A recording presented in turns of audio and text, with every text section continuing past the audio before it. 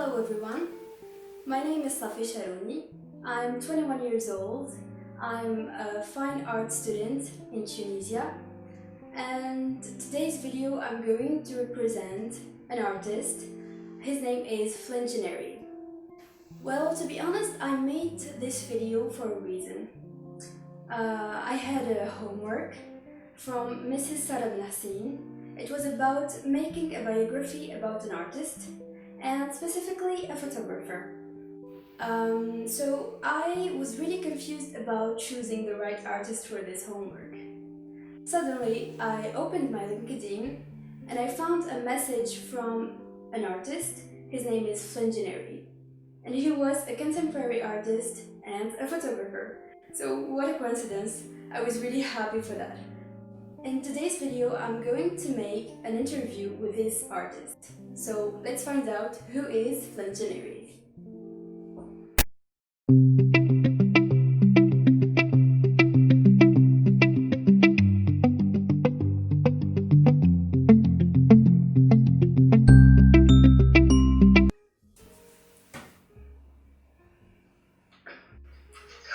Hi everybody.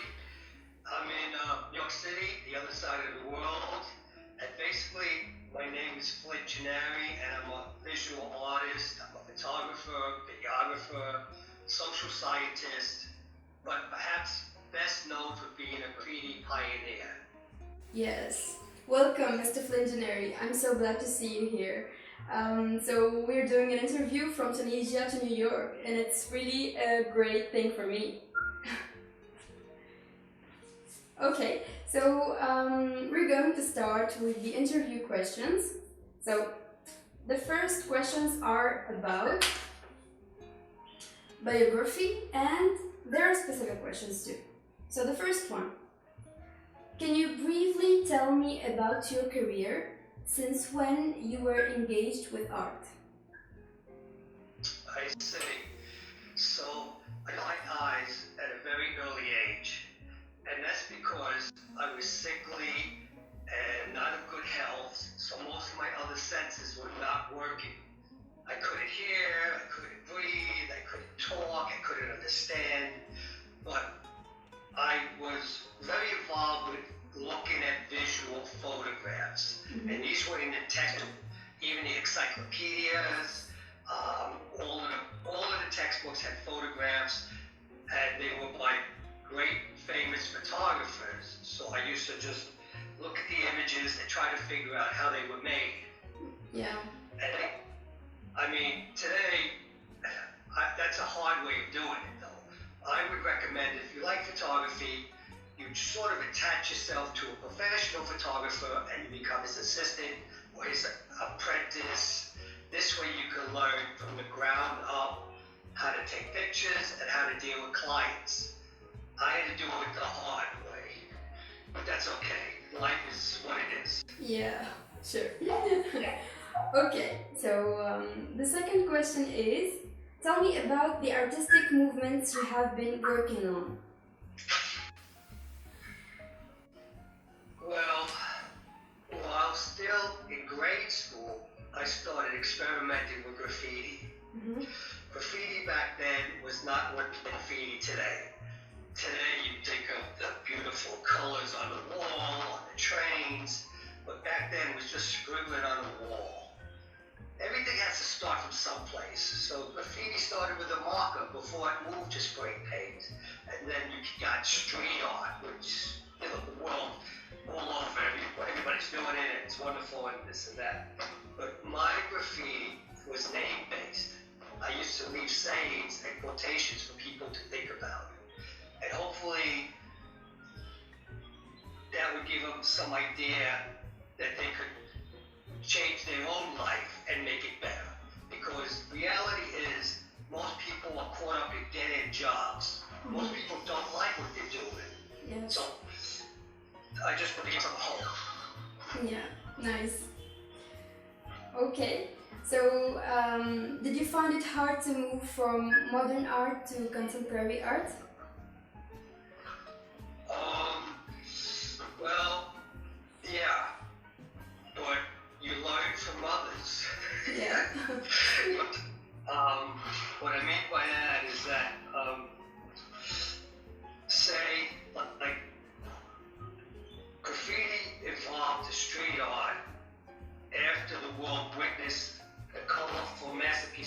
exploded on the New York Transit subway train system. So that was all made by kids who think like, who thought like me, but I was really not that. I was before that. So as I got to know them, I liked what they were doing. So I started doing it. Nice. And, yeah, that's how it is. Art evolves. So, one has to grow, and it's just natural to go step by step. So I learned from others how to spray paint creatively. I have no idea about this, but you see something you like, you want to do it and become part of it. Yeah.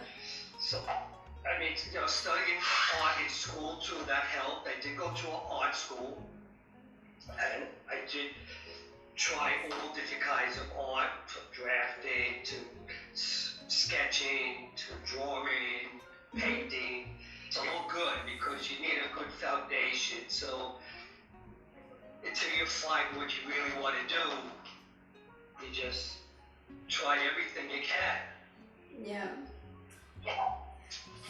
Okay, so Mr. Flint, do you care for the public's needs more than the artwork itself, or the reverse? Yeah, well, the public needs art. I believe the world's if art and music were taught more, if kids could do that instead of something that's they don't like, it's something that might lead to violence or hang out with the wrong people. It's a wonderful thing to create. It really is. And even though you might make more money doing other things, this is very satisfying for your soul. Yes. If you desire to do this, then you really should do this. Because to restrict it and not do it is problem. It's a big problem. Yes, sure. So I like all of the creative arts. It's really important. Everybody should try that. I experiment with that too, and I'm not the best, of course, because that's not really what I was born to do, but it's something I want to do. And then you can. So. Nice. Well. I mean, and I see you play guitar and sing. That's great, Yes. Really, I want it. Good to see that. Yes. Thank you so much. Well, I really enjoy doing that. It's so good for my soul, for my heart, for my mind. It's really beneficial for my health. Yeah, sure. Because you need to express yourself. People need to express themselves, and that's what I'm all about. I express myself many different ways. Yes. To not do that is killing a part of you off. So, it's good to work, but you gotta play also. Yes. So. Yes. Because art makes us feel alive more. Yes. And not only that, it makes other people feel alive. They get inspired. Yes. You could copy somebody, but it's going to come out in a different way. So you could sort of fake it until you make it. What that means is you get inspired yourself, you start learning and getting better, and you'll be surprised. People will like what you're doing. Yes. Because they're going to say that you get out of it. Yes. I like the part of fake it until you make it. Actually, I do it a lot of times. Yeah. So, the next question. Do you think that art needs to be mysterious to be art, like the contemporary art, for example? Well, there's always going to be a mystery about artists. Because then you're amazed at what an artist could do. So everybody takes in things differently. They see what they want to see. What that means is that some people will understand this about your art, some people will understand that about your art. And whatever it is, I just agree. Sure. That's what they believe I am, or I don't need to defend myself. So there is a mystery about it. Many times I've been misunderstood. And this is the the truth about me. But it does add to the mystique. And it turns out to be a good one. Yeah. Okay, so as an artist, do you have any specific questions that you ask yourself and all you can do to answer is an artwork? Yeah, of course. I mean, I dream I'll know I'll never be all I want to be, but I keep trying. I keep failing. I keep succeeding. I have many regrets, but that doesn't stop me. So to be an artist, you have to expose your inner feelings, and to some people, look totally ridiculous. But that's how I answer the question, what if? What if I do this? What if I do that? I will not know unless I attempt it. Yeah. So. Yep. Okay, so Mr. Flint Gennari, let's move on to the questions about photography. So the first question is, as a multidisciplinary artist, why did you choose photography? I mean, what is your aim as a photographer? Yes, well, I didn't choose photography, it chose me. So, everybody has some talent. And what comes naturally to you, then you could work on building your passion. Whatever your talent is, whatever your real talent is, that's going to come easier to you. So everybody has a talent. Even a bricklayer could make an art out of laying bricks. Yeah. So that's that. Photography, because I was able to realize what my eyes could see, that's the direction I had to go. Yeah. Because I wanted to do more and do better. And I already had edge over somebody without the eyes like I have. Yeah. My aim is the same as it always was. The photo essays or pictures I take should be a window to a world that you don't have access to. It's a world you cannot imagine. And to do this successfully, I have to use my knowledge of all the great photographers that came before me. You should see a little bit of Robert Capa, Cartier-Bresson, Gordon Parks, Elliot Airwood in my work, because these are the guys, when I got a new book by them, I looked at it, I loved it, and that's what I do. Yes. Hopefully, people appreciate that. Yeah, hopefully.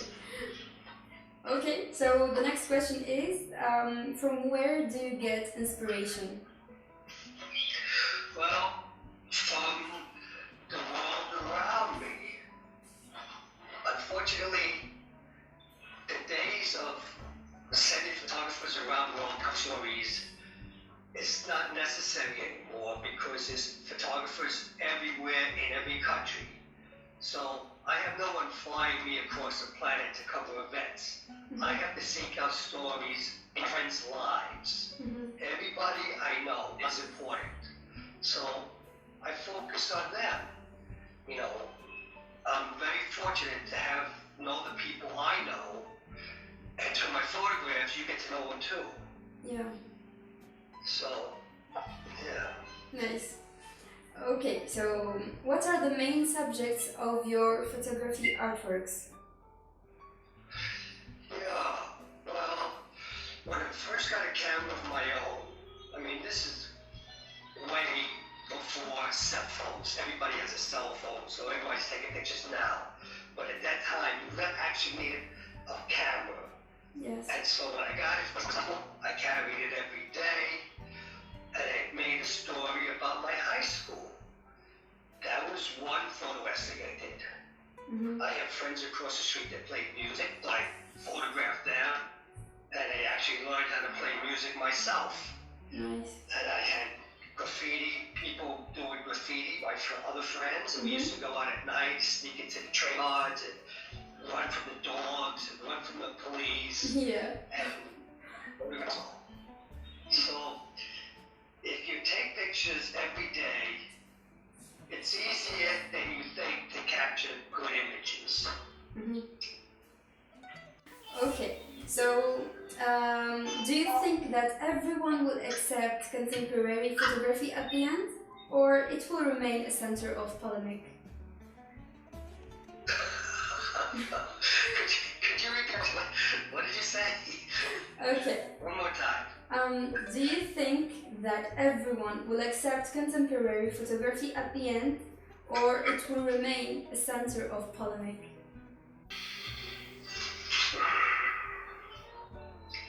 The good thing about everybody taking pictures, everybody having a cell phone, is that the vocabulary is going to grow. What that means is that people are taking better pictures all the time because they see so many pictures. You know, when I was a kid, my mother had a camera and she used to chop the people's heads off, you know, because she didn't know how to use it. But that's not the case with the cell phone. People are photographing their lives. Yes.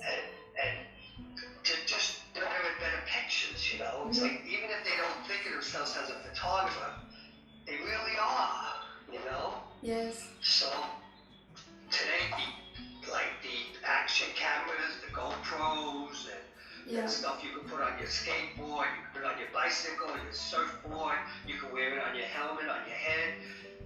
This is all opening up a new world of photography. Yes. So as people see all of this, eventually they're gonna want to see new stuff. You don't want to see the same stuff all the time, so people are forced to be more creative. Yes. Get to better pictures and ideas, and this is what happens. If Yes. you're a young guy and you come up with this great idea of photographing this or photographing that, you know, you'll be famous. Yeah, I couldn't agree more. So it's all good. It's all good. Yep. Yeah. It's all good. Yep. So now let's move on to the final questions. Okay. If you have one more day left, what will you do with all your artworks? Okay, so no, time is short for all of us, if you realize it or not. You know, if I had another 100 years, it would be better. But no. Yeah. And so I'm going to give my back to the Creative Center in Arizona of photography, and they keep photographs of photographers. And they will decide what to do with it, make books, and people could go there for research, and that's what you think. That's what I think you should do. Otherwise, when you die, everything goes in the garbage. So it's better to donate your stuff someplace. Exactly. Yeah. Okay, now the last question is, as an artist, what is your message to the world? My message to the world? Yep. Well, you send me $10. No, I'm just kidding. Yeah. So, the message is to be true to yourself. Rebel. So I always did the opposite of the current trend. My word to everybody is to be yourself. We're all unique, and just because common thinking says to go one way, for all we know, they might be wrong, and you should go the other way, and you might be right. So you have to follow your own. Photography and art is made with the eyes, the mind, and the heart. So everything should come out. You have to express yourself, you have to pour your feelings out, and if you do that, you're going to be a success. Now, there's many artists that don't become famous, but they do something that they like, that they enjoy. And that's just as well, because if they like it, other people will like it too. And that's what you have to do. Yes. Whatever you feel like. Exactly. Actually, I love to do what I want to do, because that makes me feel alive. I mean, that's what makes me myself. Yes. And that's what we should all do, because you have to be yourself. Everybody else is taken. You don't want to be anybody else but yourself. Yes. And that's how you make it yourself. Exactly. If you want to just and you just want to copy somebody else, that's fine. You could be very good at that, but the artist that creates something new and brings it to the world, those are the guys that most respected. Yes, of course. Do what your inner soul tells you to do. You know, don't do what the universe tells you to do. Exactly. And you can't go wrong. Exactly. Follow your own path and you'll find what you want to do. Exactly. Exactly. Yes.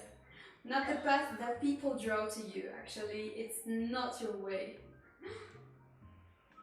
See, you sound like a prophet yourself. Oh.